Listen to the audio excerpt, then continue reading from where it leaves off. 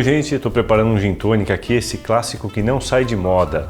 Eu sou Alê D'Agostino e hoje, junto com a Mastercard, te convido a conhecer um pouco mais sobre o gin, essa bebida tão especial que é a base de diversos coquetéis clássicos. Crie o hábito de descobrir e comece algo que não tem preço.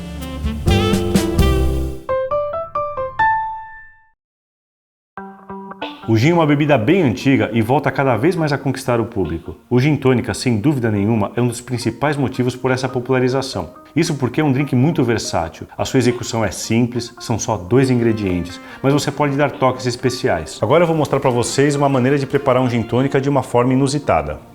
Ah pessoal, e você pode encontrar mais receitas e um conteúdo bem legal no site priceless.com.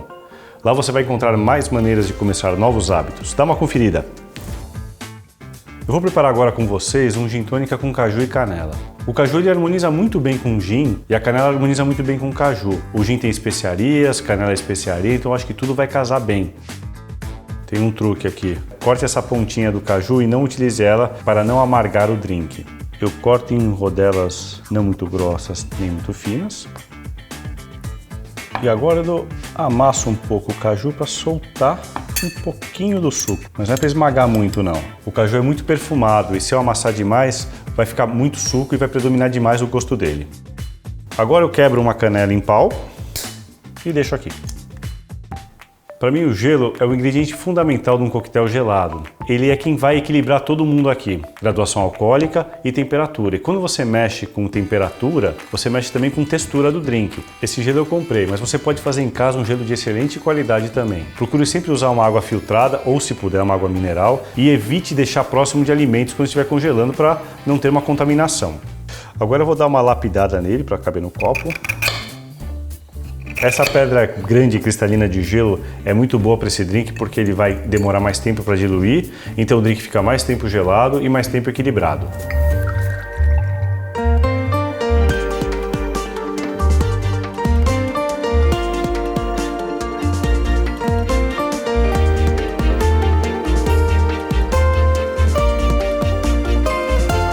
O gin tônica, na verdade, ele começou como um remédio. Os soldados ingleses, quando estavam na Índia para evitar a malária, eles tomavam um tônico à base de quinino.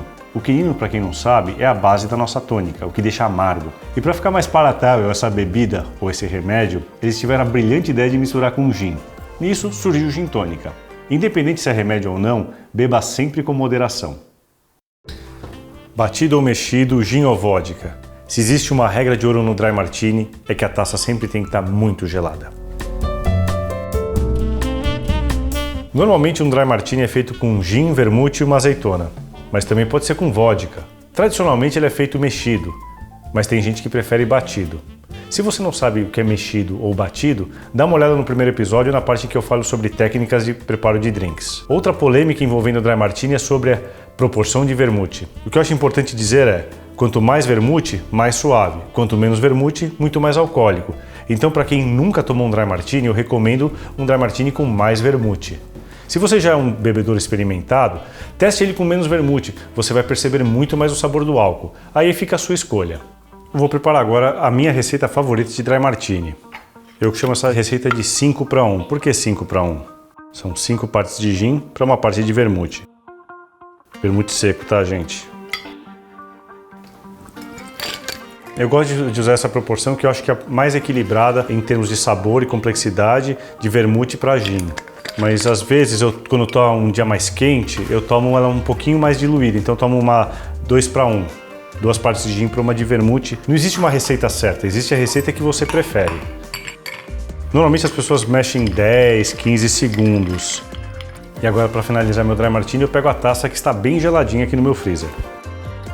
Eu recomendo sempre servir na taça gelada, porque esse drink é servido sem gelo, né? Então se eu pegar o drink bem gelado aqui e jogar na taça na temperatura ambiente, eu vou dar um choque térmico e ele vai acabar matando o drink mais rapidamente, porque quando um drink esquenta, ele praticamente está morto. Agora você vai ver que ele está bem licoroso, ó. Vou fazer um azeite. Eu costumo falar que Dry Martini é um drink de neuróticos, daí cada um desenvolve um sistema para ele.